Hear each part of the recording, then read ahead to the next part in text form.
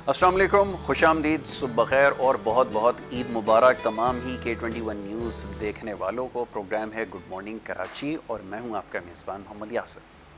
K21 news एक दफ़ा फिर ईद के इस खुसूसी मौके पर ये खुसूसी प्रोग्राम लेकर आपके सामने हाज़िर खिदमत मोहम्मद यासिर।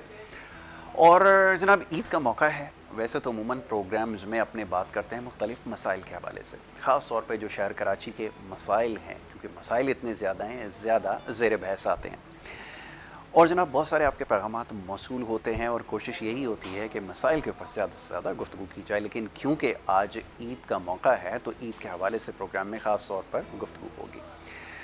और क्या कीजिए कि ईद के मौके पर भी मसाइल का हमें सामना रहता है, और सबसे बड़ा जो मसला इस वक्त दरपेश है वो तो कोरोना वायरस है, जिसकी वजह से पूरी इंसानियत जो है वो बुरी तरह मुतासिर हुई है।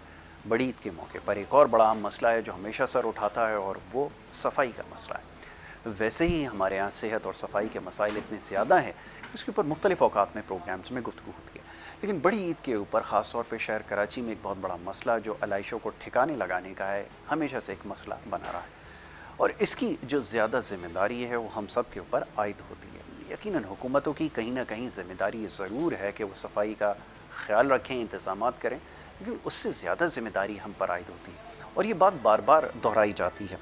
अब समझने की बात यह है कि इन मसाइल को कैसे हल किया जाए, इस हवाले से प्रोग्राम्स में गुफ्तगू होती है, लेकिन क्योंकि आज ईद का मौका है तो ईद की मुनासबत से ख़ास तौर पर प्रोग्राम में गुफ्तगू होगी। तो बड़े ख़ास मेहमान हमारे साथ ईद के इस खुसूसी शो में मौजूद होंगे, जिनसे आज हम गुफ्तगू करेंगे हल्के फुल्के अंदाज से। मुख्तलिफ़ समाजी शख्सियात हैं, सियासी नौइयत की शख्सियात और मुख्तलिफ़ फ़नकार हमारे साथ इस हमारे खुसूसी प्रोग्राम में गुड मॉर्निंग कराची में हम उन्हें मदऊ करते रहेंगे। उनसे हमने गुफ्तगू करनी है मुख्तलिफ़ मामलात पर, और ख़ास तौर पर जो ईद का त्यौहार है वो ये किस तरह मनाते हैं, इस हवाले से ख़ास तौर पर गुफ्तगू करेंगे। और साथ साथ जो आपके पैगामात आए हैं, मैं हमेशा कोशिश ये होती है कि आपके जो पैगामात हैं उन्हें ज़्यादा से ज़्यादा प्रोग्राम में शामिल करूँ और उसके ऊपर प्रोग्राम में गुफ्तगू करूँ। मसाइल के हवाले से थोड़ी गुफ्तगू कम होगी, दीगर मामलात पर ज़्यादा बात होगी। ईद के मौके के हवाले से ख़ास तौर पर हम अपने मेहमानों से गुफ्तगू करेंगे। मोअज़्ज़ज़ मेहमान यहाँ पर तशरीफ़ फरमाएँ, बिला ताख़ीर उन्हें मैं खुशामदीद कहूँगा। और मैं बड़ा शुक्रगुज़ार हूँ अपने मेहमानों का, सबसे पहले क्योंकि ईद का मौका है और साथ साथ ये मानसून का भी जो है इसका आगाज़ हो चुका है। इसकी वजह से हमारी जो परेशानियाँ हैं थोड़ी सी बढ़ जाती हैं सफाई के हवाले से ख़ास तौर पे। तो स्टूडियो तक पहुंचना सुबह के वक्त कुर्बानी के मौके पर एक बड़ा मुश्किल मरहला होता है, ख़ास तौर पे मर्दों के लिए। तो हमारे जो मोअज़्ज़ज़ मेहमान हैं, सबसे पहले मैं उन्हें खुशामदीद कहूँगा और ईद मुबारक कहूँगा। इंतखाब आलम सूरी साहब जो है सोशल एक्टिविस्ट हैं, हमारे साथ यहाँ पे मौजूद हैं, उन्हें मैं खुशामदीद कहूँगा। बहुत शुक्रिया इंतखाब आलम साहब, आपको बहुत बहुत ईद मुबारक। आप हमारे इस खुसूसी शो में ईद के तशरीफ़ लेकर आए हैं। दूसरे जो हमारे मेहमान हैं कैस मंसूर शेख साहब, एक्टिव सोशल वर्कर हैं, बहुत तवील माशाल्लाह पोर्टफोलियो है, बहुत सारी खिदमात आपकी हैं, और आज हमारे साथ ईद के इस पुरमसरत मौके पर सुबह के वक्त हमारे साथ मौजूद हैं। कैस शेख को खुशामदीद। कैस भाई बहुत शुक्रिया, बड़ी नवाजिश प्रोग्राम में तशरीफ़ लाने के लिए और हमें वक्त देने के लिए, और आपको भी बहुत बहुत ईद मुबारक। और जनाब गुफ्तगू का आगाज़ करेंगे सबसे पहले इंतखाब आलम सूरी साहब के साथ। इंतखाब भाई ये फरमाइए, ईद का मौका है और मसाइल की बात आज नहीं करूँगा ज़रूर, लेकिन इब्तिदा में नहीं करूँगा, लेकिन सबसे पहले ये कि जो हमारे जितने दोस्त यार हैं, क्योंकि इतना मसरूफ़ स्केजुअल होता है, ईद कैसे मनाई जाती है, बड़ी ईद के ऊपर ज़रा मसरूफियात ज़्यादा होती हैं, आपकी क्या मसरूफियात हैं ये ज़रा फरमा दीजिए जी। जनाब सबसे पहले तो तमाम नाजरीन को और हाजरीन सबको बहुत ज़्यादा ईद मुबारक, देखने वालों को, सुनने वालों को। और यकीनन ईद का जुमला आता है तो खुशियाँ बिल्कुल चेहरे पे बहाल हो जाती हैं, और रात को भी ज़्यादा ऐसा लगता है जैसे चांद रात। हाँ, ईद की चांद रात जो पहली ईद होती है वो इसमें थोड़ा फ़र्क तो होता है, लेकिन रात को वो ख्वाब में भी जानवर नज़र आ रहे होते हैं। हाँ। और साथ साथ जो है इस वक्त ईद का एक मौका है जिसमें यकीनन सब लोग बिज़ी भी होंगे और कुर्बानी में सब मसरूफ़ होंगे। औरतें भी, हमारी बहनें, माएँ, ये भी बेचारी बहुत, उनको इग्नोर नहीं करना चाहिए, क्योंकि ऐसा ही हम तो काट के और वो एंजॉय करके अलग हो जाते हैं, लेकिन बेचारी वो फंसती हैं, उनको हिस्से बनाना है, कबाब बनाने हैं, तो फला बनाने, फिर हम 4 महीने तो गोश्त रखा जाता है, उसको खाया जाता है खूब। ये बड़ी अजीब बात है। साथ साथ यासिर भाई, सबसे पहले फर्स्ट ऑफ ऑल मैं कहूँगा कि जब भी ईद आती है ना, तो पहले हमें उन लोगों को ज़रूर याद रखना चाहिए जो हमारे से गुजर चुके हैं। ऐसा ही। और ख़ास तौर पे कोरोना में तो इतनी यानी हादसात कभी सुने नहीं हमने कि हर एक दिन जो है ना वो सोशल मीडिया पे दो जानने वाले होते हैं, गुजर चुके होते हैं, बड़े बड़े लोग अभी, तो उनको नहीं भूलना चाहिए, हमारे जो लोग गुजर चुके हैं उनको। और मैं साथ साथ डॉक्टर आफिया सिद्दीकी के हवाले से मेरी ख्वाहिश है कि मैं सलाम पेश करूँ उसकी अज़मत को, उसकी हौसले को। और डॉक्टर आफिया को पूरी कौम भूल नहीं सकती, तो ईद में ख़ास तौर पे उनको दुआ में याद अपनी रखें दुआ कि में अल्लाह याद ताला रखें। हमारे ठीक है, दरमियान डॉक्टर आफिया भी मौजूद हों और हमने भी इंशाल्लाह। उसके लिए काफ़ी किया है। तो मैं ये कहूँगा कि ईद का एक मौका है जिसमें हम इन सबको भी याद रखना चाहिए, साथ साथ जो है ना ईद में तमाम गम, हुँ, तमाम कुदूरतों को धो देना चाहिए। धो देना चाहिए। वो मुझे एक वाक़या एक सहाबी का याद आता है, किसी ने जी, कहा कि वो जन्नती कह दिया, अल्लाह के रसूल सल्लल्लाहु अलैहि वसल्लम जन्नती था। भाई जन्नती क्यों कह दिया? तो साहबा ने शॉर्ट करके बता रहा हूँ कि मैं वक़्त जी, गुज़ारा उन्होंने साहबी ने।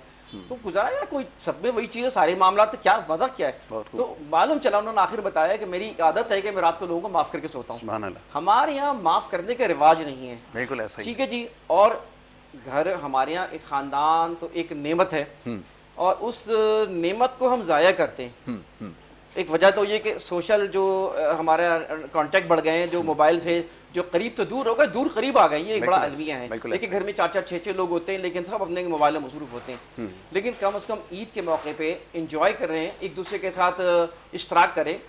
बड़े हैं हमारे बुजुर्ग, उनका ख्याल रखें। बहू जो सास का, सास बहू का ख्याल रखें। ऐसा ही है। तो कम से कम ईद का दिन ऐसा हो कि जिसमें हम सब भूल जाएं और ये तय करें कि आज हमने कोई चपखलिश घर पे नहीं होनी है, बहुत अच्छी किसी बात। किस्म के जो है ना वो कोई जो है मतलब ऐसी दिल आज़ारी वाली बात नहीं करनी है। सबसे ज़्यादा ज़रूरी है, बिल्कुल आपने सही कहा कि ये ईद का मौका होता है, इस पर बड़ा मुश्किल काम है। वैसे मैं सच्ची बात बताऊँ, ये कह देना यकीनन आसान होता है, लेकिन इसकी कोशिश ज़रूर कीजिए और इंसान अपने तय जो कोशिश कर सकता है वो यही है कम से कम कि ये जो इख्तिलाफ़ात हैं कम से कम ईद के दिन इनको भुला दिया जाए। ये एक बेहतरीन मौका अल्लाह की जानिब से आपको अता किया गया है कि इसमें जो मिलने मिलाने का सिलसिला है इसको रखें और ये जो कदूरतें हैं, ये जो दूरियां हैं, इसको कम करने की कोशिश करें, बल्कि इसकी पहल करें, सबसे ज़्यादा ज़रूरी है। तो खुदारा इसके बारे में सोचें ज़रूर, लेकिन साथ ही एक चीज़ का ख्याल रखना ज़रूरी है। वो दूर तो होनी चाहिए कदूरतें, वो जो दूरियां हैं वो ख़त्म होनी चाहिए, मिलना मिलाना भी होना चाहिए। लेकिन क्या करें कि इस वक्त एक बड़ी आजमाइश है कोरोना वायरस की शक्ल में। इस चीज़ का ख्याल रखना है कि ये जो मिलना मिलाना, जो बेजा मिलना मिलाना होता है आम दिनों में, वो तो चलें ईद के दिन वो तो ज़रूरी है, लेकिन उससे भी अभी थोड़ा सा इज्तिनाब करना ज़रूरी है।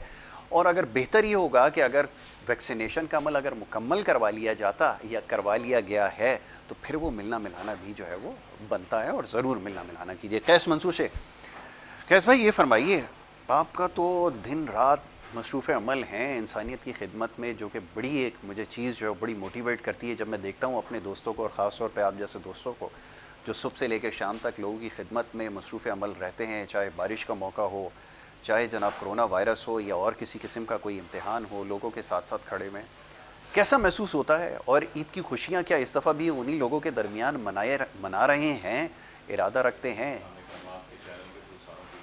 जी इस ईयर भी जो पोजीशन चल रही है, जो कंट्री की है हमारी, जस्ट अवेयर ऑफ कराची, तो मैं अभी भी आपके चैनल के बस स्ट्रेटली यूसुफ बोट ही जा रहा हूँ। बिल्कुल वहीं पे ही कुर्बानियाँ हैं हमारी, और औरंगी में ये दो एरियाज़ हैं जहाँ पे मैं मुसलसल रेगुलर काम कर रहा हूँ। और मैं ये समझता हूँ कि हम तो जो लोग अर्निंग कर रहे हैं अच्छी, तो वो तो पूरा साल ही गोश्त खाते रहते हैं सारे, बिल्कुल ऐसा ही है। और वो हर अगले दिन ईद मना लेते हैं खुशी के साथ। लेकिन ऐसा जिस ही है। एरियाज़ में हम काम कर रहे हैं और जहाँ पे बहुत डिज़र्विंग लोग हैं, आप बिलीव करें, अभी हम जब वहाँ पे कुर्बानी के जानवर ले रहे थे, तो लोग तो काट के भेज रहे होते हैं वहाँ पे, जी जी लोग तो काट कर भेज रहे होते हैं कुर्बानी का जानवर कि चलें जी गोश्त है, उनको डिस्ट्रीब्यूट कर दिया है। लेकिन हमने कुर्बानी ही वहीं पे की कि वहीं पे आए, लोगों की एक सेलिब्रेशन भी होती है, ज़बह करते हुए देखते हैं, एंजॉय करते हैं, फिर उस जानवर तो के एक साथ फैमिली बन गई। वो फिर रहे होते हैं। पहले अब देखें 10-12 डेज से हैं हमारी चीज़ें वहाँ पे, और वो लोग इतने बच्चे खुश हैं, इलाके के लोग खुश हैं।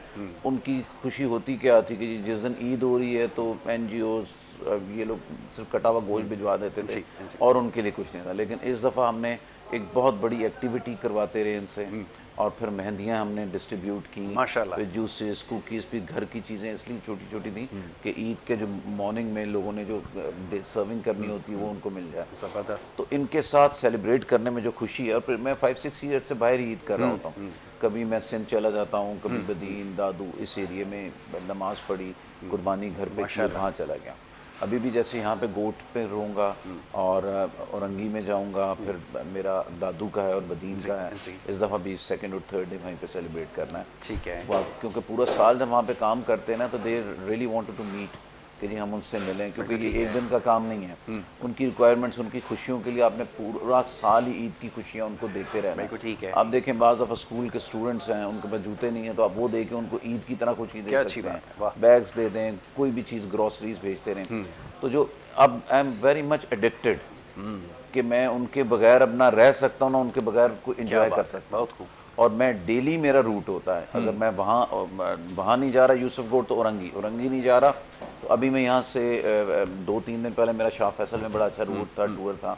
तो अब ये मेरी इतनी फैमिली बन चुकी है कि मेरे तो घर में मेरी फैमिली भी कहती है कि जी इनवाइट करने से पहले भी मुझे पूछते हैं, भाई यूसुफगढ़ औरंगी तो नहीं जा रहे कि हम आपको इनवाइट सवाल भी यही था कि ये वाली फैमिली तो ठीक है। और आप बिलीव करेंगे सर, लास्ट 1 ईयर से मैंने एक दफ़ा एक मीटिंग के लिए डिनर बाहर किया, अदरवाइज अब मैं बाहर डिनर भी नहीं करता, किसी के इनविटेशन पे भी नहीं जाता। और उनको कहता हूँ अगर आपने मुझे बुलाना है तो आप मुझे ग्रॉसरी मेरी तरफ से फलां जगह पहुँचे। क्या कहना है, बिल्कुल ठीक है। क्योंकि हम लोग जो हैं ये छोटी छोटी अपनी खुशियाँ जो हैं उसके ऊपर इतनी लग्जरीज कर देते हैं ऐसा ही है। कि उन लग्जरीज से हम बहुत से लोगों का पूरा महीना चलवा सकते हैं। ऐसा ही है, तो सोचने की मेरी बात है। बिल्कुल वे ऑफ लाइफ बिल्कुल चेंज हो चुकी है। I was a big traveller कि मैंने एटलीस्ट ओवर 100 कंट्रीज ट्रैवल किया। माशाल्लाह। अब मैं बिल्कुल ट्रैवल का सोचता ही नहीं हूँ कि मैंने कहीं जाना है। I even don't want to travel outside the Karachi, कि मैं ये सोचता हूँ कि इतना आई हैव टू स्पेंड तो आई कैन डू दिस। बहुत अच्छी बात। तो मैंने बिल्कुल एक चेंज की हुई है और मैं बहुत एंजॉय करता हूँ। और मैं लोगों को कहता हूँ कि भाई आप एनजीओ सोशल वर्कर्स के थ्रू ना आप खुद डायरेक्ट जाओ तो सही। अच्छा मैं क्या था, I was just a common person. और मैंने जब वहाँ पे जाके देखा ना तो मैंने कहा यार मुझे आई फेल्ट गिल्टी कि भाई तुम इतना ट्रैवल पे लगाते रहो, इतना इम्पोर्टेड गारमेंट्स पहनते रहो, सारा जो कर रहे हो और उसकी अगेंस्ट ये लोग भूखे हैं। तो जाने से आपका माइंड बड़ा खुलता है, ओपन होता है। मैं बहुत से लोगों को गाइड कर रहा होता हूँ कि भाई आप यूसुफगढ़ है, आप निकलो खुद, बिल्कुल ठीक है। औरंगी है, आप खुद जाओ मत, अगर कोई आपसे कोई उन इलाकों के कोई एनजीओ डोनेशन मांग रहे मत दो। और जो है आप खुद जाके देखो, जब आप जाओगे ना तो आप अगर 5,000 का कुछ करना चाह रहे हो तो आप 50,000 का कर दोगे। ठीक है। क्योंकि आप आंखों से उनकी फीलिंग्स देखोगे, उनकी तकलीफ देखोगे, दुख देखोगे। और अल्हम्दुलिल्लाह मेरी जो मैं हूँ, I just work without donation, जो भी है मैं अपनी बेस पे करता हूँ अल्हम्दुलिल्लाह। और जितना अल्लाह ताला से कारोबार का मैंने एक सीख लिया है कि आपको 70 गुना मिलना है। ऐसा ही है, बस सुबह से रात तक यही होता है, रब देता रहता है और जितना देता है उसी हिसाब से लगा रहा हूँ। क्या कहना है, बहुत अच्छी बात है। इसमें मैं बहुत एंजॉय करता हूँ। आज मुझे इतनी खुशी हो रही है कि मैं आज कुर्बानी वहाँ उनके साथ जो करूँगा, एंजॉय करूँगा, उन्हीं के घरों में उनकी कुकिंग देखूँगा, बच्चों को देखूँगा। इससे बढ़कर ईद क्या होगी? प्लेजर नहीं हो सकता। ये आपने बिल्कुल ठीक कहा। और ये बात समझने की है कि कुर्बानी का मकसद और मसरफ़ यही है कि दूसरों को अपनी खुशियों में शामिल कीजिए। और जहाँ तक गोश्त खाने की बात है, साल हर साल हमारी ईद रहती है। अल्लाह ताला ने इतना हम सबको नवाजा है। सोचिए ज़रा इस बारे में कि बहुत सारे लोग ऐसे हैं जो इस गोश्त की शक्ल सिर्फ इस ईद के ऊपर देखते हैं। तो खुदारा उनके बारे में सोचिए। तकसीम करने वक्त दिल अपना बड़ा रखिए। ये जो एक सिलसिला चल निकला है, कुछ लोगों को ये कहते हुए सुना गया है क्या तो ताज़ा गोश्त होता है जी, इसका मौका नहीं मिलता। ये सारी चीज़ें चलती रहती हैं। खुदारा दूसरों तक पहुंचाइए, अल्लाह को राज़ी कीजिए, कुर्बानी का जो सही मकसद है और मसरफ़ है वो हासिल कीजिए। और ये कैस मंसूर हमारे दोस्त हैं, ये लोगों में जाते हैं, घुल मिल जाते हैं, वहाँ सारा टाइम अपना स्पेंड करते हैं। ये सबसे अच्छी बात है। जो खुशी मिलती है, जो इनर फीलिंग है, वो नाकाबिले बयान है। शायद उसका अल्फाजों में जो है वो बयान नहीं किया जा सकता। और वो अभी इन्होंने एक लफ्ज़ अंग्रेज़ी का इस्तेमाल किया कि एडिक्टेड है, यानी इस हद तक इनको आदत उसकी हो चुकी है कि उसके बगैर अब गुजारा नहीं हो सकता। ये सूरत हाल है। तो अल्लाह ताला हम सबको ये जज्बा दे और दूसरों का हम ख्याल करना शुरू करें। सूरी साहब फरमाइए, ये जो तस्कीन मिलती है, जो राहत मिलती है, कैसे ये बात समझाई जाए? क्योंकि लफ्ज़ों में शायद मैं ये समझता हूँ कि ये नाकाबिले बयान एक फीलिंग होती है। ईद का मौका होता है, ऐसे लोगों को याद रखना कितना ज़रूरी है। ये पैगाम जाना चाहिए ना। ईद के मौके पर प्रोग्राम तो सभी कर रहे हैं, लेकिन ये मैसेज भी तो कोई किससे मिलना चाहिए। क्या कहेंगे इस बारे में? फरमाइए। जी जनाब, असल में बात ये है कि कुर्बानी, लफ्ज़ कुर्बानी का हम कुर्बानी कर रहे हैं, लेकिन कुर्बानी की वो थीम, वो रूह हमारे अंदर नहीं है। नहीं है। इंसान को यानी दिखावा, नमूद नुमाइश, ये चीज़। अब देखें ना कि वो मालूम चला बड़े बड़े जानवर, मतलब शोशाह सिर्फ हम अपने बच्चों की खुशी के लिए, अपने रिश्तेदारों की खुशी के लिए, अपनी तस्कीन के लिए हम बड़े बड़े जानवर कुर्बान कर रहे होते हैं। अगर यही चीज़ नीयत अगर चेंज कर दिया तो उसका सवाब है, वरना शायद सवाब भी ज़ाया हो जाए। सही है। तो ये एक चीज़ है। दूसरी बात ये कुर्बानी, जब लफ्ज़ है कुर्बानी, तो हम वो जो सुन्नत इब्राहीम है जो अपने बेटे की कुर्बानी दे रहा है, क्या कहना है, हमें अपने नफ्स की कुर्बानी देना नहीं सुभान आती, अल्लाह, यही तकाज़ा हमें है। अपनी सोच की कुर्बानी देनी आती है। हम ऐसा ही है। We can not change our habits. बिल्कुल ठीक जो इंसान की हैबिट्स ही इंसान को तबाह करती है, इंसान का ईगो ही इंसान को तबाह करता है। और यही कुर्बानी के साथ मैं एक ट्रेनिंग में था, किसी पीसी होटल में ट्रेनिंग हो रही थी, तो हमें उसमें बिजनेसमैन बड़े बड़े और फिल्म मतलब उसमें 100 बिजनेस के लोग भी थे। तो हमें उससे कहा कि जाओ जाके नीचे जाओ, जाके जूते साफ करो लोगों के। एक ग्रुप कहा गाड़ियाँ साफ करो जाके। अच्छा भाई, सब हैरान गए, सब जूते साफ किए, ख्वातीन भी थी, सब थे। वापिस आए तो सर ने पूछा कि भाई ये क्यों करवाया? कहते हैं कि ये जब तक ये आपके अंदर का इंसान नहीं मरेगा, अपना ईगो नहीं खत्म होगा, यू कैन नॉट सक्सेस, आप आगे नहीं बढ़ सकते। बिल्कुल ठीक है। आज हमारी यहाँ ये कुर्बानी, हम अपने ज़ात की कुर्बानी नहीं दे सकते, ये अपनी हम सोच की कुर्बानी अपनी है। मकसद ये है कि हम लोगों को जब माफ़ करना सीखें, लोगों की कुर्बानी, और कुर्बानी इसी चीज़ का नाम है कि दरअसल हम लोगों अपने लिए ना जिए, सिर्फ ऐसा ही है। दूसरों के लिए जिए। एज सोशल वर्कर मैं तो यकीन करें, कभी किसी की जॉब लगवा दूं, किसी को थाने से छुड़वा दूं, किसी की मैं किसी हॉस्पिटल में मदद करवा दूं, किसी के साथ कुछ डोनेट करवा दूं, अंदर से ऐसी तस्कीन मिलती है कि मैं 3 जगह ऐसी हुई है कि मैं मौत के मुंह से वापस आया। अच्छा, एक बार मैं जंप लगा दी, मैं स्विमर भी हूँ, जंप लगाई, नीचे पत्थर था, वो पत्थर मेरे सर से बचा और टांगों पे लगा। ठीक है ना? बिल्कुल। तो इस तरह के वाकयात मेरे साथ ज़िंदगी में हुए। मैं सोचता हूँ कि what was, how it was happen, कि मतलब मैं उससे एस्केप कर गया, बच गया। तो मैं सोचता हूँ मैंने किसी के साथ कोई मदद की हो, किसी के साथ कोई सिला किया हो, तो सिला रहमी की मदद जो है हमें, तो दरअसल ये कुर्बानी। अच्छा, मैं एक और बात बताऊँ इस आपके इस तवज्जुह से, एक दो तरफ इशारा करूँ यासिर भाई, की बात ये है कि मैं क्योंकि प्रॉपर्टीज़ का एडवाइज़र भी हूँ, आपको शायद पता है, चैनल मेरा लगभग 15,000 ज़्यादा मेरे सब्सक्राइबर हैं। प्रॉपर्टी अपडेट्स के नाम से मुझे कंप्लेंट्स मिलती हैं। ये जिस जगह जानवर खड़े होते हैं, बिक रहे होते हैं ना, वहाँ के रहायशी सख्त परेशान हैं। बिल्कुल ऐसा। और वो कहते हैं आप प्लीज़ इसके लिए कुछ, मतलब वहाँ पे उन लोगों का ये 1 महीना जीना दोभर हो जाता है, ईद के दिन जूना दोभर हो जाता है, फिर गंदगी, बदबू और दीगर चीज़ें।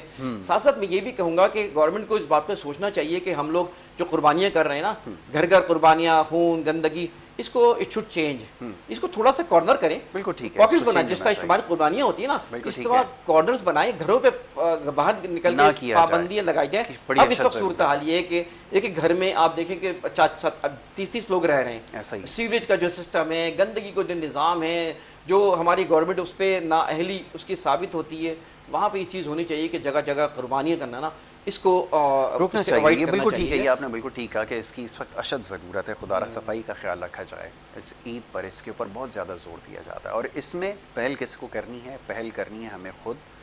ये अपने आप से सिलसिला शुरू हो गया। सफाई के इंतज़ाम क्या हैं, आलाइशें कैसे ठिकाने लगानी हैं, ये तो चलता रहेगा। हुकूमत की क्या ज़िम्मेदारी है? हम लोग यहाँ पर हैं ही इसलिए कि इन मसाइल को उजागर करें और इसके हवाले से बात करें। लेकिन बहैसियत एक शहरी आपकी क्या ज़िम्मेदारी है? खुदारा इस चीज़ को समझे कि आज दिन तक यही समझाना बड़ा मुश्किल है, ये समझा नहीं पा रहे अपनी बात कि सफाई का ख्याल आपने खुद रखना है। इसमें कोई बाहर से आके तो आपके काम नहीं करेगा।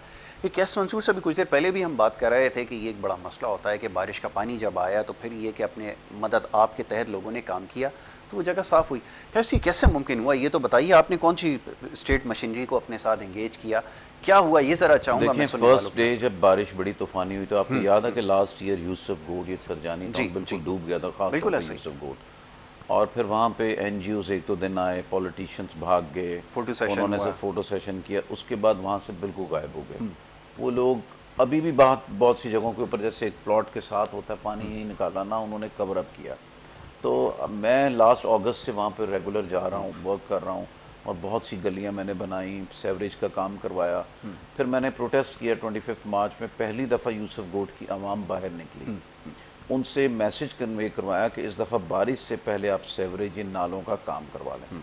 हमें बड़ी जो पॉलिटिकल पार्टीज हैं उन्होंने रोका, प्रोटेस्ट ना करें, लेकिन जब तक हम रुकते तो आज काम ना स्टार्ट होता। लेकिन उन्होंने बड़ा रोकने की कोशिश की, नहीं रुके, हमने प्रोटेस्ट किया। उनको पता चल गया कि अब प्रोटेस्ट के लिए ये पब्लिक तैयार है तो हमें कुछ करना है। फिर पॉलिटिकल पार्टी जिनका स्टेक है उन लोगों ने वहाँ पे काम स्टार्ट किया। फिर ये तरीका उनसे काम करवाने का था। देखिए मैं अकेला कितना काम करा सकता हूँ, मैं गवर्नमेंट तो नहीं हूँ कि मेरे पास इतनी मशीनरीज हो, इतनी लेबर हो, इतना हो, एक नाला, एक रोड के ऊपर 1.5-2 करोड़ लगता, तो आई कांट डू इट।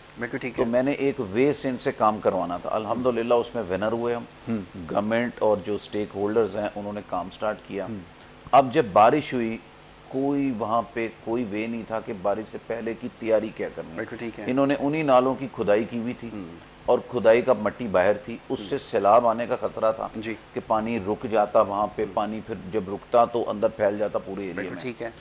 तो मेरे लिए क्या थी, हम लोगों ने एक इंसान दोस्त टीम ने पूरा एक प्लान किया, मेरी पूरी टीम है माशाल्लाह, उसको मैं खराज तहसीन देता हूँ कि ये वो लोग हैं जो पहले मदद मांगते थे, बिल्कुल ठीक है। आज मदद देने के काबिल हो गए। अब वो उन्होंने अंदर एक जज्बा है कि हमने हेल्प करनी, हेल्प लेनी नहीं है। सेल्फ रिलायंट कैसे बने? पहले ये तो क्या बताएं। होता था, छप्पड़ बन गए पानियों के, तो यही 2-4 लोग मीडिया में तस्वीरें करके पीछे ट्रेजेडी सॉन्ग्स लगा के स्प्रेड करते थे, और जो लोग होते थे वो वहां जाते थे उनके पास, ऐसे ही क्या हो गया, उनकी फोटो खींचते थे, सर इतना अजीम आदमी आए हैं, आप पैसे लेते थे और अपना घर चलाते थे। ये इन लोगों का सिस्टम था। बिल्कुल ठीक। ये मैंने 8-10 महीने की मेहनत से ये सिस्टम बंद कराया, ये अवेयरनेस दी लोगों को कि ऐसी वीडियोस बना के आपने लेके फंड नहीं खाना। ऐसा ही है।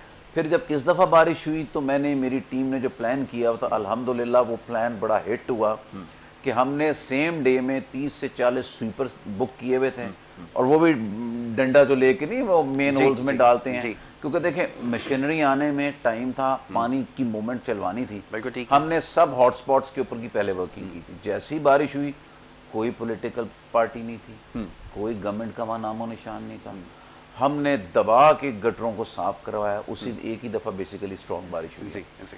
और उसकी फिर वीडियोस बना के हमने मीडिया के थ्रू गवर्नमेंट तक पहुंचाई, उन एरिया के स्टेक होल्डर्स तक पहुंचाई। जब उन्होंने देखा कि हम काम कर रहे हैं, छप्पड़ों में गटरों में हमारी पूरी टीम जा रही है, और हमने 4 से 5 घंटे में इतनी पोजीशन क्रिएट कर दी कि वहाँ पे सफाई हो गई, बिल्कुल ठीक है। तो वो शॉक हो गए कि आज तक हमने ये वे यूज़ नहीं किया। नहीं किया गया। बिल्कुल ठीक। उन लोगों ने फिर अगले दिन वहाँ पे कैंप लगवा दिया और स्वीपर, उन्हीं स्वीपरों को हायर करना शुरू कर दिया कि ये एक सोल्यूशन तो है। देखें बिल्कुल ठीक गवर्नमेंट को हम पूरा साल टैक्स देते हैं, बिल्कुल सारे ठीक साल है। काम करते हैं, तो गवर्नमेंट को ये प्लान करना था। और ये बहुत इजी वेज हैं, आप 100 स्वीपर्स भी आप कर दें, और कितना स्वीपर है आप उनको मसला हल हो पहले कर जाएगा। दें, मशीनरी आपके पास शॉर्ट है तो आप कुछ तो करें। ऐसा ही है। तो उससे ये हो गया कि आप वो काम कर रहे हैं, बिल्कुल ठीक और है। काम कराने का तरीका भी मैंने यही सीख लिया इनसे कि यही इसी तरीके से करेंगे और काम। यही करेंगे। यही करेंगे, और कराना भी है हमने इनसे, और कर भी रहे हैं, लेकिन जो हमसे होता है हम ज़रूर करते हैं बिल्कुल ठीक अल्हम्दुलिल्लाह। है। एक शख्स की अपनी इनफरादी एक जिम्मेदारी है जिसके हवाले से अभी बात हो रही है। कैस मंसूर शेख साहब जो है वो एक मखसूस इलाके के बारे में बता रहे हैं। एक पसमानदा इलाका समझा जाता था, लेकिन जब वहाँ के रहने वाले जब किसी जगह को ओन करेंगे तो फिर क्या नताइज निकलेंगे, उसके हवाले से बात हो रही थी, और ये हम सब की जिम्मेदारी है। इसके ऊपर हमारी गुफ्तगू रहेगी। ईद का मौका है, ईद के हवाले से भी बात करेंगे, ईद किस तरह मनाई जा रही है, और ख़ास तौर पे जो हमारे दोस्त अहबाब हैं ये किस तरह ईद मना रहे हैं। मसरूफ़ स्केजुअल सबका एक बड़ा आम सवाल है, ये पूछा जाता है, इसके ऊपर बात करनी है। एक छोटी सी ब्रेक यहाँ पर ले लेते हैं, ब्रेक के बाद वापस आएंगे, सिलसिला जारी रखेंगे। आप देखते रहें गुड मॉर्निंग कराची।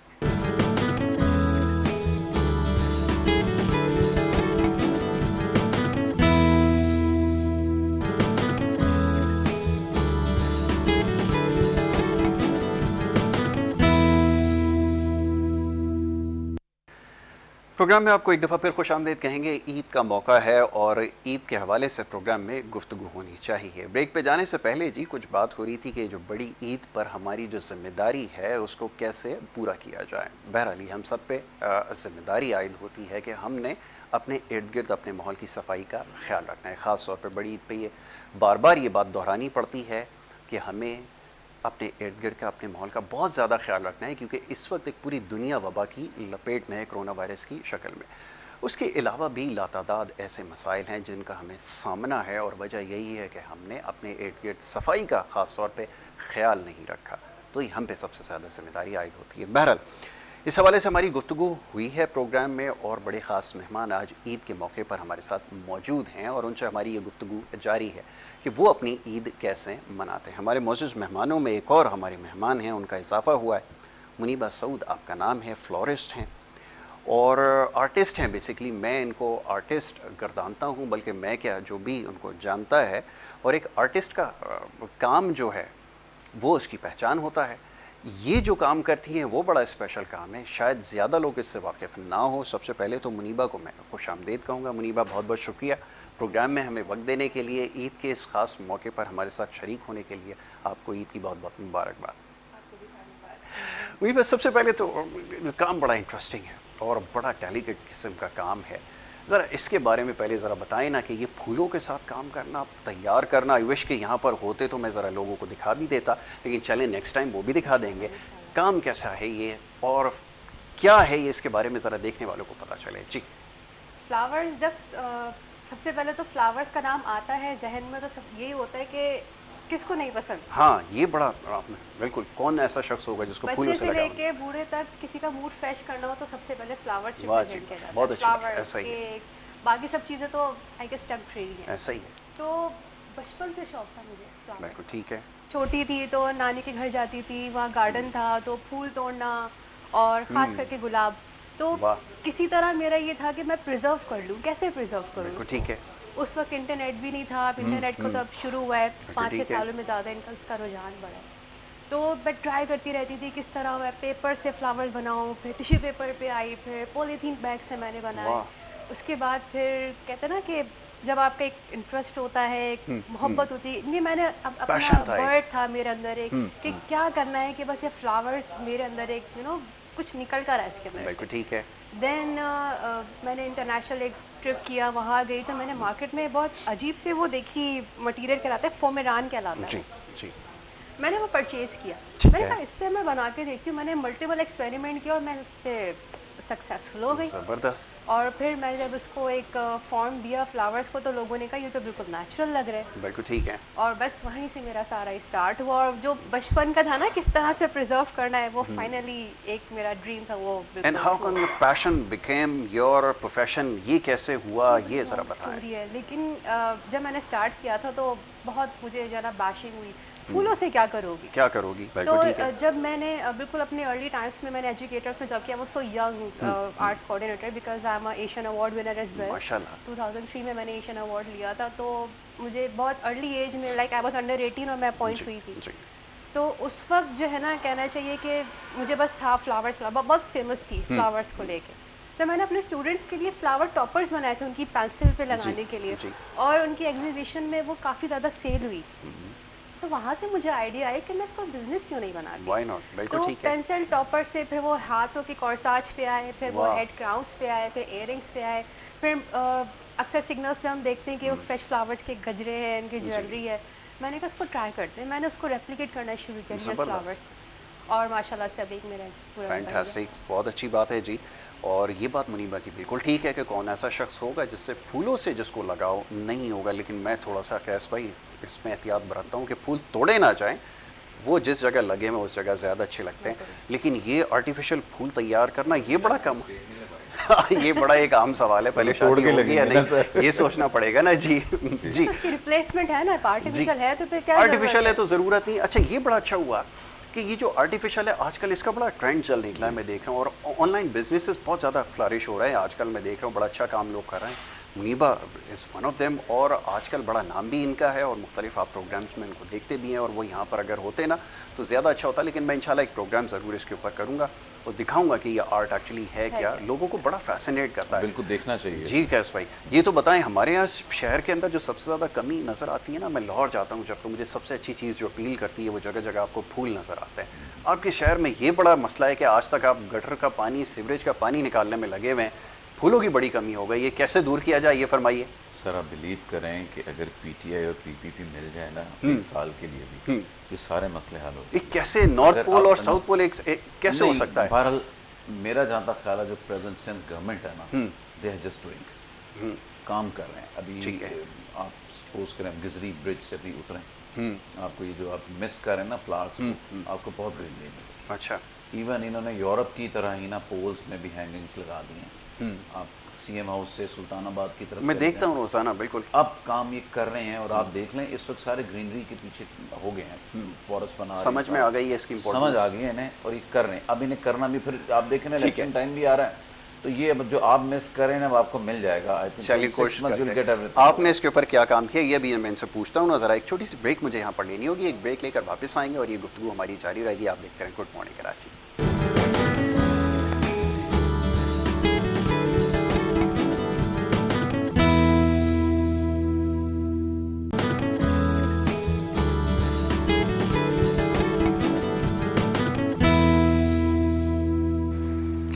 प्रोग्राम में आपको एक दफ़ा फिर खुशामदीद कहेंगे। ब्रेक पे जाने से पहले जनाब गुफ्तगू जारी थी, बात हो रही थी ईद के हवाले से। बड़ी ईद का मौका है और इसी हवाले से, इसी मुनासबत से खुसूसी प्रोग्राम लेके आपके सामने हाज़िर खिदमत है। वैसे तो अमूमन प्रोग्राम्स में हमारी बात होती है कुछ मसाइल के हवाले से, लेकिन ईद का मौका है, ईद के हवाले से प्रोग्राम में गुफ्तगू की जाएगी और हो भी रही है। ब्रेक पे जाने से पहले हमारे मोअज़्ज़ज़ मेहमान यहाँ तशरीफ़ फरमा हैं और उनसे हम बात कर रहे थे कि ये जो बड़ी ईद है वो किस तरह मनाते हैं। सबका ताल्लुक़ ही, क्योंकि ज़्यादातर सोशल वर्कर हैं, इसमें लोगों से ज़्यादा इंटरेक्शन रहता है, अवामी खिदमत पर ज़्यादातर मामूर हैं, तो ये अपनी ईद कैसे मनाते हैं, इस हवाले से हम बात कर रहे थे। जनाब यहाँ मौजूद मेहमानों का जो हमारा पैनल है उसमें मुनीबा सऊद साहिबा यहाँ तशरीफ़ फरमा हैं, इसके अलावा जनाब कैस मंसूर शेख साहब हमारे दोस्त यहाँ पे मौजूद हैं और इंतखाब आलम सूरी साहब यहाँ पे मौजूद हैं। उनसे हमारी ये गुफ्तगू जारी थी। सूरी साहब, ये फरमाइएगा कि ये जो मरहला है जानवर की ख़रीदारी का और उससे लेकर उसको ज़बह करने का तक का मरहला है, ये बड़ा पेचीदा मरहला होता है, ये कैसे अंजाम पाता है, ये ज़रा फरमाइएगा। बात ये कि ख़रीदारी वाकई एक इशू है और प्रॉब्लम है। अच्छा, इसमें एक चीज़ और शामिल करने की जसारत कर लूँ आपकी इजाज़त से, वो ये कि ये जो ख़रीदारी का मरहला है ना, मुझे दुनिया के चंद मुश्किल कामों में से एक काम लगता है। मैं आप ज़रा बताइए, कुछ लोग एंजॉय भी करते हैं, उसमें शामिल हैं। हमारे ख़वातीन जो है उसको भी सीखें उससे कुछ चीज़ें। अच्छा, मैं अपने बेगम से कहता हूँ, जबकि बाजार ले गया तो मुझे इख्तलाफ होता है जी। मैं कहता हूँ why you stay first shop, एक पहली शॉप पे ना रुको। तुम पहले क्या करो, मार्केट में अगर 200 दुकानें हैं ना तो पहले एक जायजा लो पूरा। ये आप उनको कहते हैं? जी, मैं सब कहता हूँ उनको, माशाल्लाह, क्योंकि टाइम तो मेरा ज़ाया होता है, साथ मुझे कर रहा होता है। बड़ी हैरानकुन बात और बड़ी बात है कि चौंका देने वाली बेगमों के साथ जाते भी हैं, जाते भी हैं, बड़ी बात है, मशवरा देते हैं घूमने का। माशाल्लाह, आगे बढ़िए, आगे। मैं भी जाता हूँ कि मुझे भी अपना कुछ कोट शूट खरीदने होते हैं तो बेगम से मशवरा अच्छा हो जाता है। और ठीक है, जब मैं लाता हूँ कोई और कलर ले आता हूँ, ठीक है, जरा ये भी होता है। तो वो यही कहती है कि यार आप अपने चक्कर में रहते हैं, सिर्फ इसलिए आप आते हैं, इसलिए हमें आप आगे पीछे जरूर कर देते हैं। मैंने कहा नहीं, मैं इसके अलावा मोबाइल भी लेके जाता हूँ। अच्छा, वैसे बातें अपनी चीजें भी हो रही होती है, काम भी निकल रहे होते हैं ना। तो मैं टिप ये बताना चाह रहा हूँ, वाइफ से मैं कहता हूँ कि तुम जाओ पहले एक सर्वे कर लो, ठीक है, उसके बाद सेकंड स्टेप में ये करो कि ये मेरी वीडियो में मौजूद है मेरे अपने चैनल पे, ठीक है। फिर उसके बाद सेकंड उसमें आप ये करो कि वो चंद दुकानों पे देखो क्या रेट्स हैं, क्या चीज़ें अपनी पसंद की चीज़, मार्केट को जज करो। उसके बाद फिर सेलेक्टेड शॉप्स पे किसी भी चले जाओ, वहाँ से फिर, लेकिन जिससे बात करो फर्स्ट टाइम मत खरीदो, सेकंड टाइम थर्ड टाइम उससे खरीदो, ठीक है जी। उससे मरूब ना हो उसकी बातों से। अच्छा, अब यही चीज़ आप जानवर खरीदने में कर लें कि जब जानवर खरीदे पहले एक सर्वे कर लें। मैं क्या करता हूँ कि मैं पहले जहाँ से जानवर उतर रहे होते हैं ना, वहाँ पहले खड़े होता हूँ, सुजुकी में लोड है, भाई कितने का लिया, अभी कितने का लिया, कितने का लिया, मालूम चलता है, मार्केट की सिचुएशन पता चल जाता है, क्या टेंडेंसी है। पॉइंट ऑफ टेस्ट, वाह, आपके लिए काम आसान हो गया। उसके बाद आप अंदर जाएं, मार्केट देखें, उसके बाद सुने, आपने किसी को जवाब नहीं देना, जुबान नहीं देनी। फिर उसके बाद जब आप मार्केट का अंदाज और चीज़ होता है, फिर आप खोलें, और जब बिग बॉटल आपको काम जो 4 घंटे में लोग खरीदते हैं, आप यकीन करें आधे पौन घंटे में खरीदे दिखा सकते हैं। वाह जी वाह। मैं ज़रा कैस मंसूर से जान लेता हूँ, ज़रा फरमाइए कैस भाई इसी बारे में, मैं कैसे खरीदूंगा, आप अपनी राय दी, क्योंकि ये जो उन्होंने बात बताई है ना, मेरे लिए इसलिए समझना इसलिए मुश्किल हो रहा है कि मैं तो सर एक बजट दे के बंदे को भेज देता हूँ कि लेके आ जाओ, ना मेरा टाइम ज़ाया होता है, ना मुझे वहाँ बहस करनी पड़ती है। और अगर आप जाएंगे तो आपकी गाड़ी, आपकी चीज़ें देख के वैसे 20,000 इंक्रीज कर देगा। यू जस्ट सेंड अ गाय, ठीक है ना, जो भी सबसे नॉर्मल में होगा उसी को बनाएंगे, आता होगा, और वो जो है ना वो उस बजट में टारगेट अचीव कर लेता है, कोई टेंशन नहीं लेता। यासिर भाई, वक्त हमारी कौम का इतना है, मैं हैरान होता हूँ आप जिसका भी तस्करा कर रहे हैं। बैठे हुए हैं, रात को पूरी रात बैठे जागे तक रहे हैं, गाय का मुंह तक रहे हैं, पूरी फैमिली तक रही है, औरतें भी तक रही है। तो भाई ये जानवर है क्या है, आप लोग चलो सोच वही रहे हैं। वैसे जो है घर में बदबू आती है, वहाँ सो जाते हैं रातों को ना, उसके बाद जो है ना वो ये बात मर्द जो है ना जान भी छुड़ाते हैं जानवर का कह के, वहाँ पे आधे घंटे मिलेंगे लेकिन आएंगे 6 घंटे बाद। अब वो दरम्यान में पता नहीं कहाँ जाते हैं, ये भी पता करना पड़ेगा। 6ठा साल है, मैंने मार्केट को करीब से नहीं देखा, मेरे जाने का इत्तेफाक नहीं हुआ। मुझे 2 दफ़ा प्रोग्राम करने के लिए कहा गया कि आप जाके प्रोग्राम करें, मैंने मासरत की है, मैं करीब नहीं जाने की हिम्मत कर सकता क्योंकि मेरे पास इतना स्टेमिना नहीं होता। और मैं देखता हूँ, आप सही कह रहे हैं, लोग पूरा दिन इसके अंदर जो है वो सर्व करते हैं। अच्छा, बहादुर इतने होते हैं कि जरा सा गाय ने हिल दी ने तो खुद ही ऐसे दूर भागते हैं, अल्लाह माफ करे, तो पता ही नहीं लगा गाय भाग गई तो आवाजें लगा रहे होंगे, चूड़ियां पहन के, शौक बना है माशाल्लाह। ये भाई शौक सही करो तो फिर हिम्मत भी करो ना, ठीक है। अब हमें ऐसे हिम्मत वाले चाहिए जो शॉपिंग में जा सके। बड़ा हैरान हूं, मुझे कोई शख्स मिला है जो अच्छा आप कैसे पूरी मार्केट में वाइफ को जो है वो घुमा रहे सब। मुनीबा फरमाइए, आपका कैसा तजर्बा रहा? यकीनन जानवर खरीदने का पता नहीं आपका इत्तेफाक हुआ होगा या नहीं हुआ होगा, वैसे जानवरों से डर लगता है? नहीं, आई एम एनिमल लवर। अच्छा, बहुत ज़्यादा। बड़ी बात है, हिम्मत है अगर आपकी। तो ये जो अक्सर ख़वातीन मैंने देखा है आजकल, तो ये जब मवेशी मंडी जाती हैं तो घूम रही होती हैं, बाकायदा मर्दों की तरह जायज़ा ले रही होती हैं मंडी का। ये कोई शौक़ है आपको कोई ऐसा? वैसे तो शौक़ नहीं, क्योंकि बहुत सारी चीज़ें, मुझे क्राउड पसंद नहीं है बहुत ज़्यादा। ठीक है। मंडी में लोग जाते हैं शौक के लिए जा रहे होते हैं, उस समय आजकल एक ट्रेंड है ना, बस दिखाना है कि हम भी मंडी जाते हैं, हम भी एंजॉय करते हैं। सोशल मीडिया का दौर है ना, तो वो व्हाट्सएप के ऊपर स्टोरी लगाते हैं और वो खास तौर पे स्नैपचैट। अदरवाइज मेरा एक्सपीरियंस नहीं हुआ मंडी जाने का। छोटी थी तो ये जो छोटी छोटी बकरा मंडी लगती है यहाँ जाती थी अब्बू के साथ। ठीक है, वहाँ तक बात सही है, लेकिन ये है बिल्कुल ठीक है कि बड़ा इसके लिए हिम्मत मुझे लगता है कि पता चला रुझान जासिर पे काफी बढ़ रहा है। आगे मैं देख रहा हूँ लोग गाय नहीं कुछ और देखने जाएंगे अब।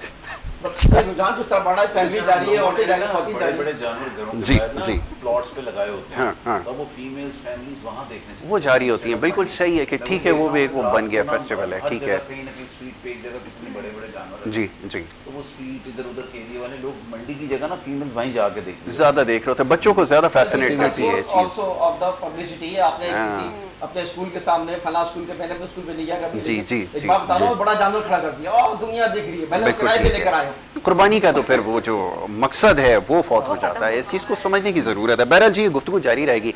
ब्रेक के लिए कहा जा रहा है, एक और मुख्तसर सी ब्रेक हमें लेनी होगी और ब्रेक के बाद हमारे मौजूद मेहमान यहाँ पे मौजूद हैं, उनसे हमारी ये गुफ्तगू जारी रहेगी। आप देखते रहिए गुड मॉर्निंग कराची।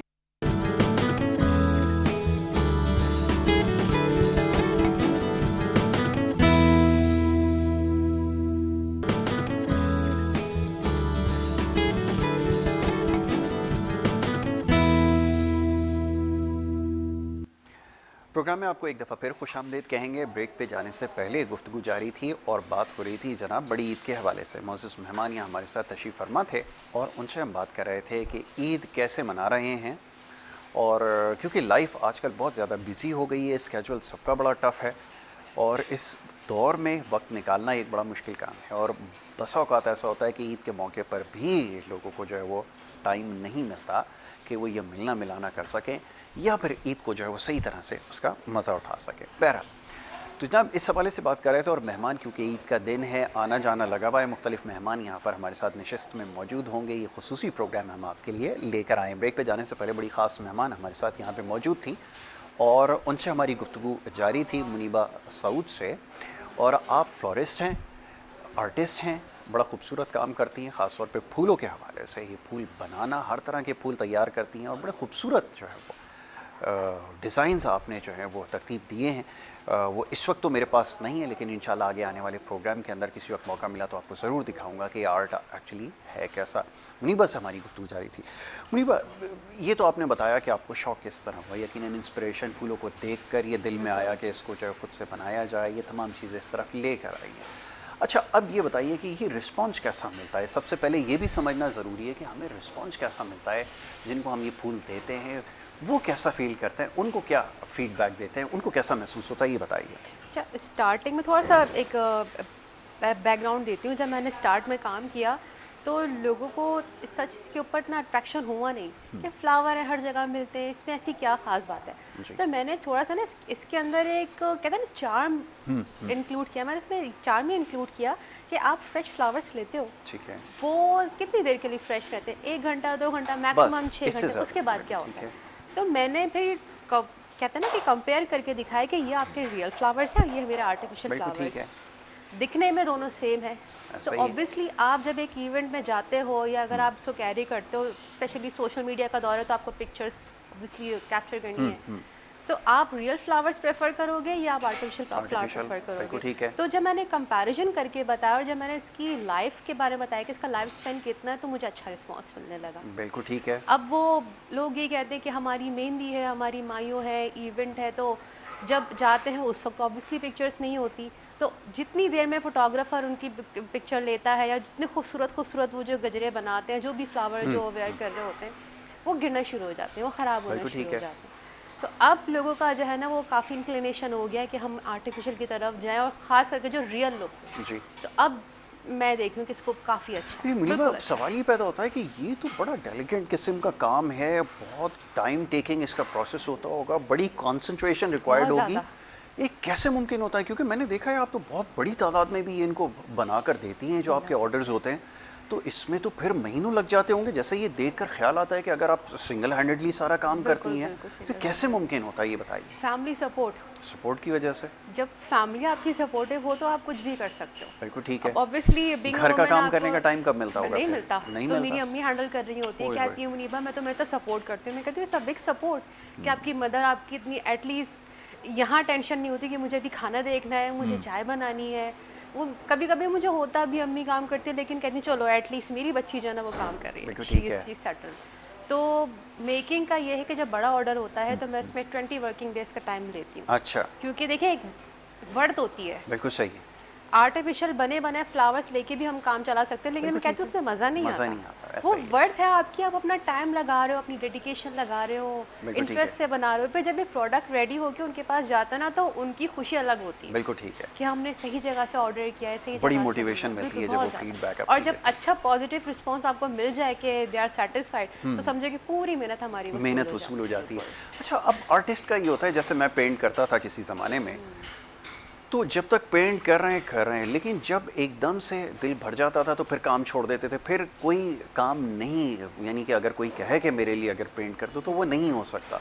मैं अक्सर ये सोचता हूँ कि आर्टिस्ट के लिए कितना मुश्किल होता होगा कि अगर उसको कहे कि कोई मुझे इतने अरसे के अंदर आप पेंटिंग या कोई भी चीज़ तैयार करके दे दें, तो आपके मूड के ऊपर डिपेंड करता है। जब आपका मूड अच्छा होगा तो आप पेंट करेंगे।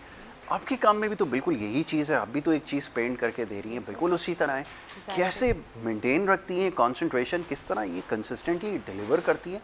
बड़ा मुश्किल है मेरे लिए समझना, ये समझाइए। पेशेंस बहुत ज़रूरी है, बहुत ज़्यादा ज़रूरी है। लोगों को नज़र आता है कि बस एक लड़की है, काम कर रही है, बस फ्लावर बनाती है, प्रोडक्ट रेडी करके आपको दे देती है, लेकिन इसके पीछे सबसे ज़्यादा पेशेंस इन्वॉल्व है। बिल्कुल ठीक है कि आपकी तबीयत भी ख़राब होती है, आपका मूड भी ख़राब होता है, कभी कभी ऐसा होता है प्रोडक्ट अवेलेबल नहीं है, या आप जब लेके बैठते हो उस वक्त आपका टाइम नहीं होता, लाइट भी चली जाती है, फिर वो चीज़ें जब भी मैं टाइम ज़्यादा ले लेती हूँ। चलो एक दिन नहीं है, दूसरे दिन नहीं है, तीसरे दिन, लेकिन हो जाता है मैनेज, हो जाता है। It's all about dedication. बिल्कुल आपने ठीक कहा कि डेडिकेशन के बगैर तो ये मुमकिन नहीं है, कोई भी काम हो, लेकिन इसमें बहुत ज़्यादा कंसंट्रेशन जो है वो रिक्वायर्ड है। इनोवेशन कैसे आई? ये मास्क यहाँ पे रखा हुआ है, आजकल हर कोई मास्क को डिज़ाइन कर रहा है, प्रिंट कर रहा है, आपने इसके ऊपर फूल लगा दिए, ये कैसे ख्याल आया? बस ये मेरे फादर मुझे काफ़ी अर्से से बोल रहे थे, मुनीबा कोविड है, सब अपना बिजनेस कर रहे हैं, तुम क्यों नहीं कर रही? मैंने कहा मुझे ना एक ग्लोबल पेंडेमिक ना, इसमें काफ़ी लोगों का लॉस हुआ है, जानी लॉस हुआ है। हम अगर बिजनेस से हट के देखें तो ये बहुत बड़ा क्राइसिस है। हमने अपने प्यारों को खोया है, बहुत लॉस हुआ है हमारा। अब इस दौरान अपना बिजनेस क्यों, इसमें मैं कहना बिजनेस क्यों चमकाऊँ मैं? तो ये जितनी भी मास्क वगैरह की सब मैं अपने यूज़ के लिए, मैंने इसको पब्लिक नहीं किया कि मैं इसको सेल आउट करूँगी। I don't want to earn from it, बिला वजह मैं क्यों करूँ? मैंने लगाया, लेकिन फिर मैंने इसको टेक डाउन कर लिया कि नहीं, मुझे इसके ऊपर बिजनेस नहीं करना, फिर मेरी वैल्यू नहीं रहेगी। कि एक फ्लोरिस्ट है, जब मेरा काम ऑलरेडी वैसे ही इतना अच्छा चल रहा है तो मैं इसके ऊपर क्यों बिजनेस? अच्छा मुनीबा, एक चीज़ जो मेरे दिमाग में आती है वो ये कि जब आप कोई अपनी आपकी क्रिएशन होती है, जब आप कोई चीज़ अपनी मेहनत से बनाते हैं, सबसे मुश्किल काम होता है कि आप अपने जो क्लाइंट है उसके साथ डील किस तरह करते हैं। कुछ क्लाइंट ऐसे होते हैं, कहते हैं जी मुनीबा इतने में आप हमें दे रही हैं, वहाँ तो इतने का मिल रहा है, आप हमें इतने में दे दीजिए।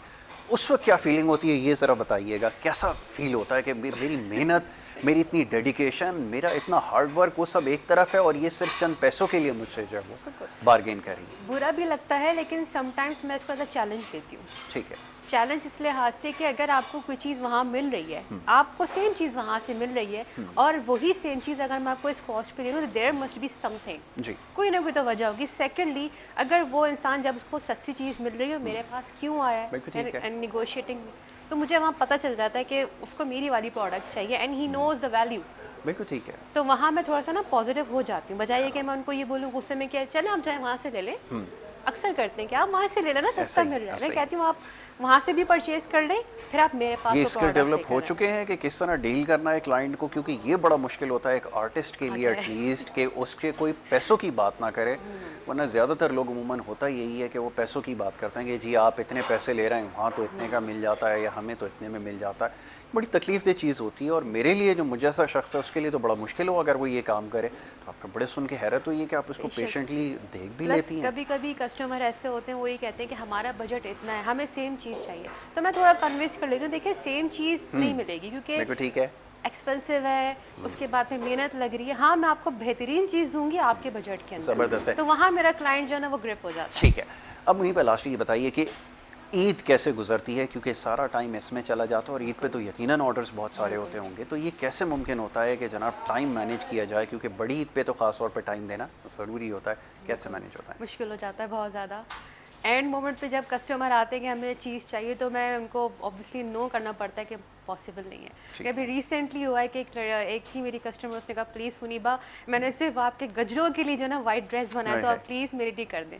तो मैंने किस तरह से वो मैनेज किया है, शॉर्टेस्ट स्पैन में मैंने उसके गजरे रेडी किया और मैंने डिस्पैच किया। आई गेस उनको आज मिल भी गए होंगे। अच्छा, तो करना पड़ता है। अदरवाइज फिर मैं कहती हूँ कि आपको जब मालूम है कि एक मेरा काम है, तो थोड़ा अर्ली मुझे ऑर्डर कर दें ताकि मैं इसको मैनेज कर लूँ सही तरीके से हो सके। ईद पे क्या पैगाम दे रही हैं देखने वालों को जो आपको फॉलो करते हैं? माशाल्लाह सोशल मीडिया पे आप इन्फ्लुएंसर हैं, बहुत सारे लोग आपको फॉलो करते हैं, मैसेज क्या उनको देना चाहेंगी, ये सब बताइए। देखिए, ईद जो है ना बेसिकली अल्लाह की तरफ से तोहफा होता है। बिल्कुल, बेशक। कि कुर्बानी है, हमारे लिए बड़ी ईद है। असल में कंसेप्ट भूल गए कि कुर्बानी थी क्या, मकसद और मसरफ क्या है? बिल्कुल ऐसा हम ही। असल चीज़ मोटिव से हट गए। हमें बस ये दिखाना है कि बड़े जानवर है, जिसके पास ज़्यादा पैसे वो ज़्यादा दिखाए। शो मैं ऑफ कहती हूँ बहुत है, बिल्कुल। कि ठीक है आप करें, लेकिन हमें जो है ना, जो हमसे जो लोग जो होते हैं ना, उनको नहीं भूलना चाहिए। उनको अपने लूप में ज़रूर रखें आप। रखना चाहिए। हम तो खाते रहते हैं, बिल्कुल ठीक है, यही बात 5 बार स्टार बार होटल दोहराई में जाती चले है। गए, जहाँ बेशक मूड अल्लाह हुआ ने चले इतना गए। दिया है, लेकिन जो हमसे लोग हैं ना, वो हमारी आस में होते हैं कि कुर्बानी हो रही ऐसा ही है, है। हमें उनको देना चाहिए। बिल्कुल ठीक और है। दूसरा, कभी भी दिखाएं नहीं कि हम क्या कर रहे हैं। क्या कर रहे हैं, बिल्कुल ऐसा ही, बहुत क्या- अच्छी बात है। नियत बेसिकली नियत है, बिल्कुल ऐसा हमारे ही। इस्लाम में और वो नियत। अल्लाह जानता है आपकी नीयत बिल्कुल, क्या है। नियत क्यों? बिल्कुल ठीक है। और सबसे अच्छे से नहीं, क्योंकि अभी बहुत खून खराबा होता है ना, तो गर्मी बढ़ जाती है, गुस्सा भी आता है, तो थोड़ा ऐसा गुस्से ही। में कंट्रोल करें। बिल्कुल ठीक है। Muneeba, thank you so very much, बहुत शुक्रिया कि ईद के दिन मसरूफ़ वक्त होता है, सुबह के वक्त आप टाइम निकाल कर यहाँ पर आई भी, और साथ साथ आपके जैसा भी बात हो रही थी कि ऑर्डर्स भी आपके जारी हैं, और बारिश का भी मौसम है, तो बारिश की वजह से तो और मामला आपको पता है कि मुश्किल हो जाते हैं, लेकिन स्टूडियो तक आना एक मुश्किल काम, और आप हमारी दावत पे यहाँ पर आई। आपका बहुत शुक्रिया कि आपने हमें वक्त दिया। नाज़रीन, ये हमारा सेगमेंट था, और जनाब बात हो रही थी आज कुछ मुनीबा से, और दीगर मेहमान भी हमारे साथ हैं यहाँ पर मौजूद, तो कुछ देर बाद और भी हमें मेहमान ज्वाइन करेंगे, तो आज उनसे बात हो रही थी, क्योंकि इनका काम जो है वो इंशाल्लाह मैं आपको आगे किसी प्रोग्राम में ज़रूर दिखाऊंगा कि काम किस तरह किया जाता है। बहुत ज़बरदस्त इसका जो है वो लोगों ने जो है वो फीडबैक दिया भी है, तो सोशल मीडिया के ज़रिए आपको भी इसके बारे में ज़रूर बताएंगे। एक ब्रेक लेनी होगी, ब्रेक के बाद आएंगे, मज़ीद मेहमान हमारे साथ होंगे, और इस सिलसिला इसी तरह जारी रहेगा। आप देखते रहिए गुड मॉर्निंग कराची।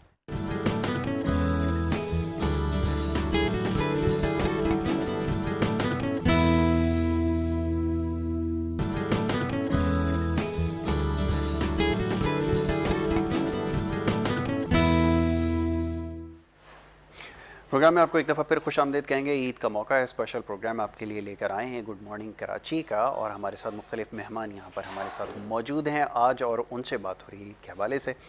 और इस मौके पर बड़े ख़ास मेहमान आज हमने यहाँ मदऊ कर रखे हैं, उनसे आज हम बात करेंगे इस हवाले से।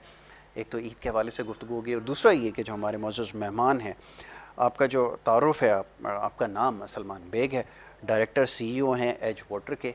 ये एज वाटर क्या है, इसके बारे में आज उनसे थोड़ी सी बात भी होगी, और ईद के हवाले से भी उनसे गुफ्तगू करेंगे। सबसे पहले सलमान बेग को खुश आमदीद कहूँगा। बहुत शुक्रिया सलमान भाई, प्रोग्राम में हमें वक्त देने के लिए। बहुत शुक्रिया आपको, आपने इनवाइट किया एक अच्छे मौके सलमान भाई, पे। पहले तो क्योंकि ईद का मौका है, ईद के हवाले से तो गुफ्तगू की जाएगी यकीनन, लेकिन ये एज वाटर जो है ना, ये बड़ा ज़बरदस्त साउंड कर रहा है।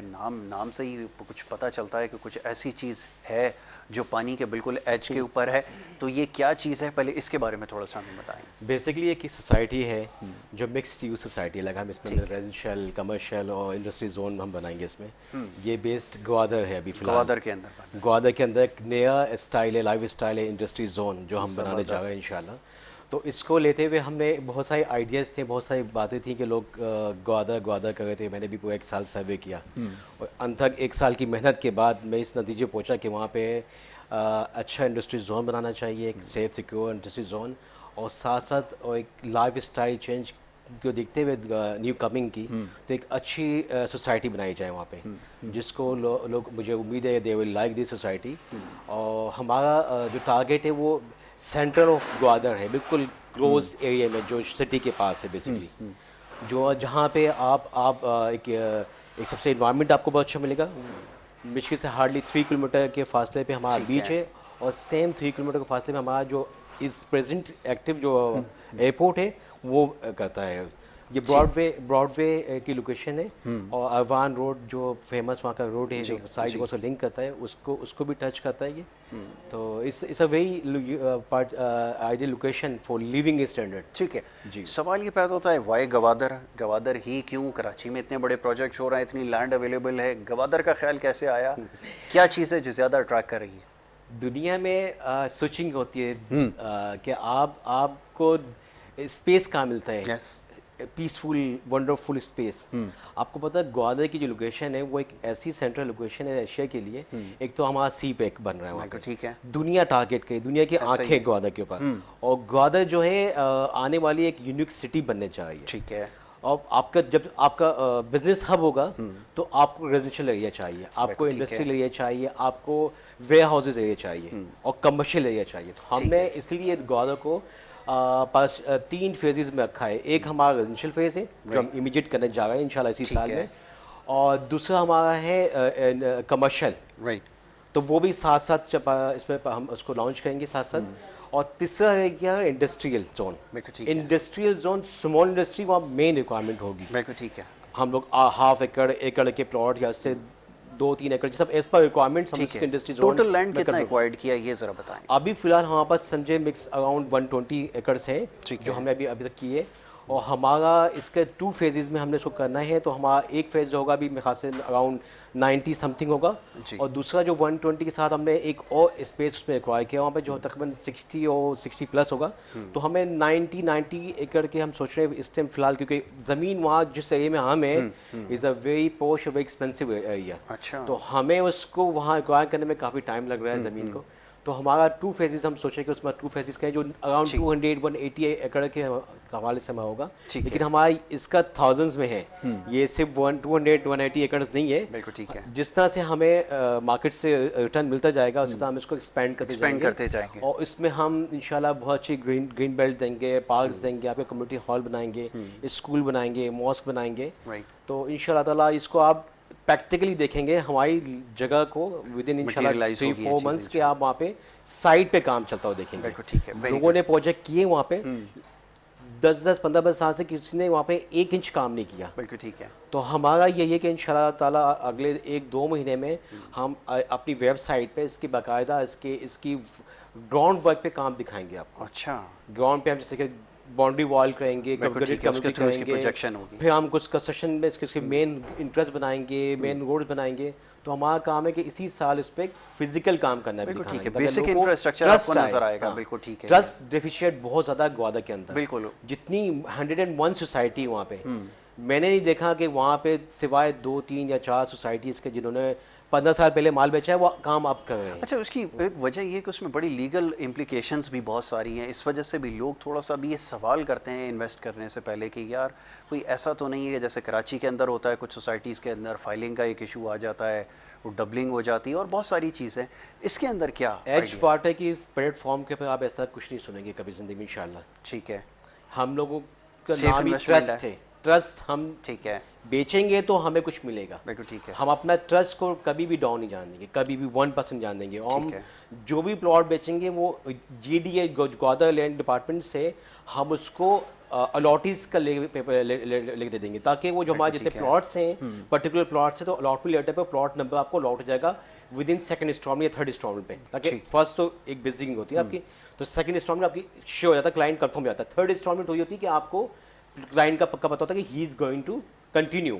तो थर्ड बेस हम सोचेंगे, थर्ड बेस पे अलॉटमेंट लेटर लोगों को अलॉट कर देंगे।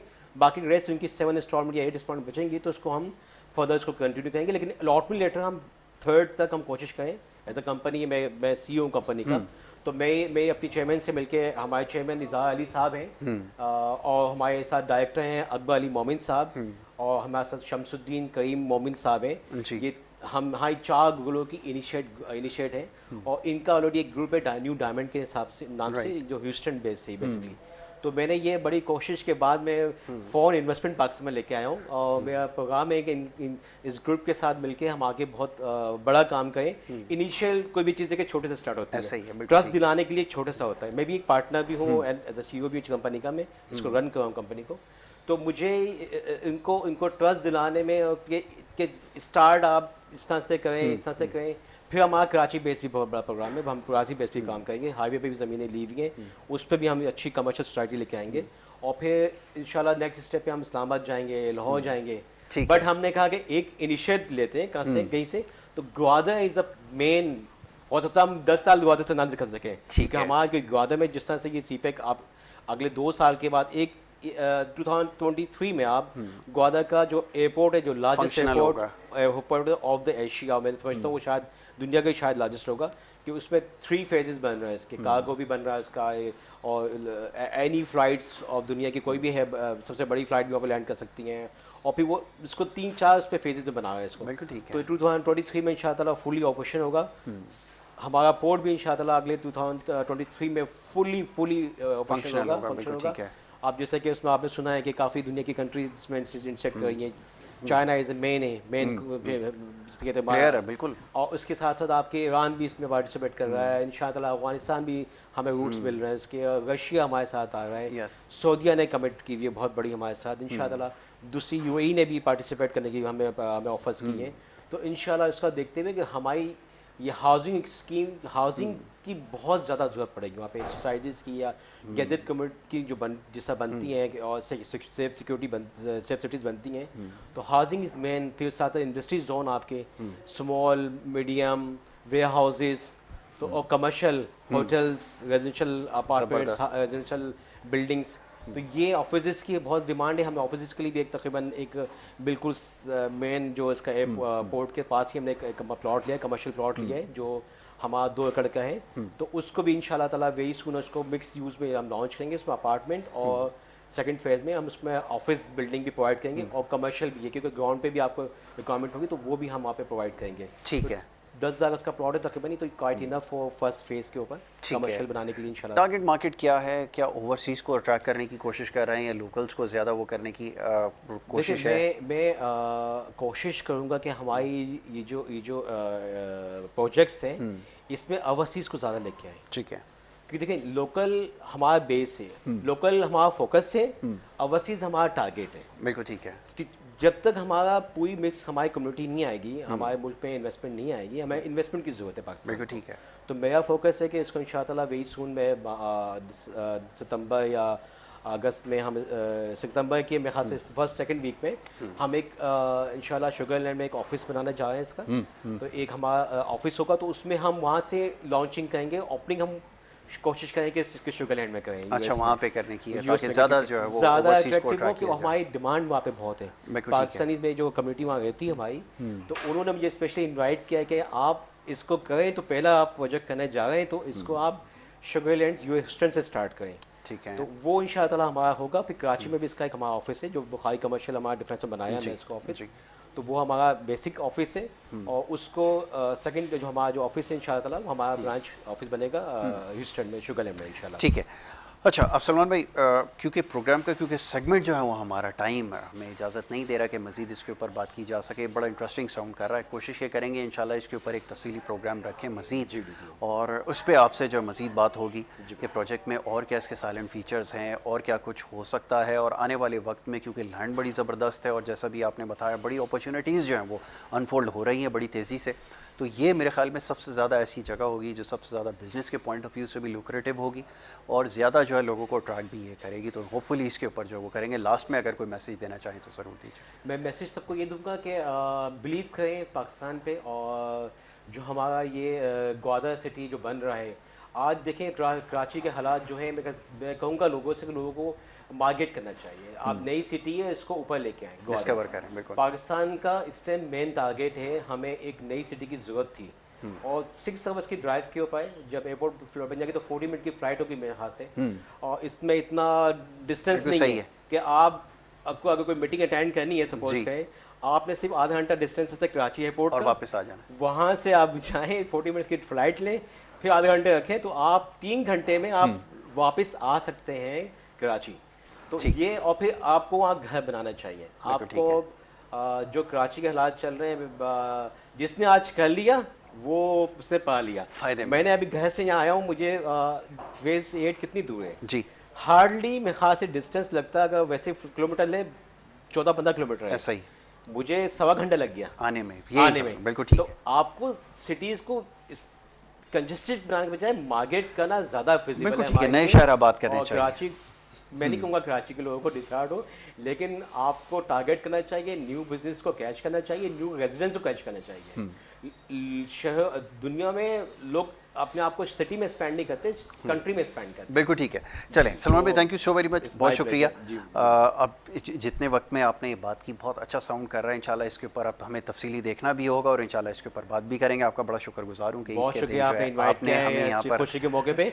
आपको ईद उल मुबारक, आपको भी बहुत दुआओं में आप भी याद रखिएगा। बिल्कुल ठीक है, इंशाल्लाह फिर आपसे तफसीली इंशाल्लाह जी। वेल नाज़रीन, ये हमारा प्रोग्राम था और ये सिलसिला इंशाल्लाह आगे जारी रहेगा यहाँ पर, क्योंकि इजाज़त लेने का वक्त है। इंशाल्लाह नेक्स्ट टाइम आपसे मुलाकात होगी। अपना बहुत ख्याल रखिएगा और तमाम देखने वालों को एक दफ़ा फिर बहुत बहुत ईद मुबारक। मोहम्मद यासिर को और हमारी टीम को दीजिए इजाज़त। अल्लाह ने